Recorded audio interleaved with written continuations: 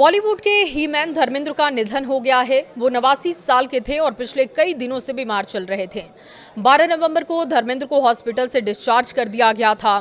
धर्मेंद्र को भारतीय सिनेमा के इतिहास में सबसे महान, सबसे खूबसूरत और सबसे व्यावसायिक रूप में सफल फिल्मी सितारों के रूप में देखा जाता था। 65 साल के फिल्मी करियर में उन्होंने 300 से अधिक फिल्मों में काम किया और हिंदी सिनेमा में सबसे ज्यादा हिट फिल्में में अभिनय करने का रिकॉर्ड भी उनके नाम है। न्यूज़ 18 भी धर्मेंद्र को भावभीनी श्रद्धांजलि देता है। बॉलीवुड एक्टर धर्मेंद्र का जन्म 8 दिसंबर 1935 को पंजाब के साहनेवाल गांव में हुआ था। धर्मेंद्र ने 1960 में दिल भी तेरा हम भी तेरे से डेब्यू किया और 1960 के दशक में पॉपुलर भी हो गए। उनका आई मिलन की बेला, फूल और पत्थर और आए दिन बहार के ने उन्हें रातों रात स्टार बना दिया। उन्हें ही मैन कहा जाने लगा, जो आज भी कायम है। उनकी फिल्में शोले से लेकर यमला पगला दीवाना तक सभी फिल्में फैंस की फेवरेट रही हैं। धर्मेंद्र ने शोले, धर्मवीर, चुपके चुपके, मेरा गांव मेरा देश और ड्रीम गर्ल जैसी कई यादगार फिल्में दी हैं। हाल ही में वो शाहिद कपूर, कृति सेनन की फिल्म तेरी बातों में ऐसा उलझा जिया में नजर आए और उनकी आखिरी फिल्म 21 आने वाली 25 दिसंबर को रिलीज होगी। इस फिल्म का ट्रेलर रिलीज हो चुका है, जिसमें धर्मेंद्र का शानदार अंदाज देखने को मिला है। ही मैन धर्मेंद्र की जन्मभूमि पंजाब है। ख्वाबों की नगरी मुंबई में लंबे समय तक रहने के बाद भी उनका अपनी जमीन से जुड़ाव बना रहा। धर्मेंद्र को धरती से प्यार, खेती किसानी से मोहब्बत और प्रकृति की गोद में रहना बहुत अच्छा लगता था। ट्रैक्टर एटीवी से उनका गहरा लगाव भी दिखता था।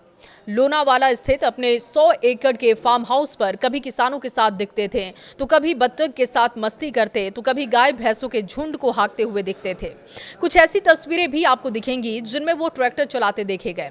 धर्मेंद्र एक अभिनेता, नेता, पति, पिता समेत और भी पारिवारिक और सामाजिक रिश्तों को दिल से निभाने वाले व्यक्ति के तौर पर जाने जाते थे।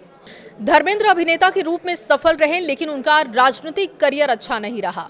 दरअसल धर्मेंद्र ने जब राजनीति में कदम रखा तो बीजेपी ने भी इसे एक मास्टर स्ट्रोक की तरह देखा।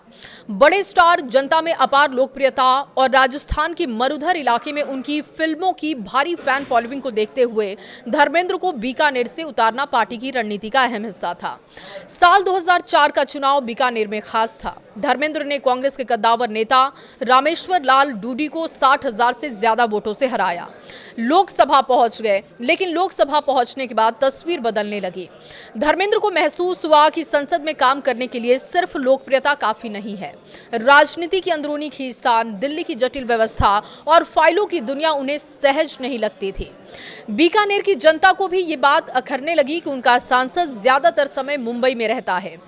धीरे धीरे नाराजगी भी खुलकर सामने आने लगी। तो 2009 में उनका कार्यकाल जब खत्म हुआ तो धर्मेंद्र ने राजनीति को अलविदा कह दिया।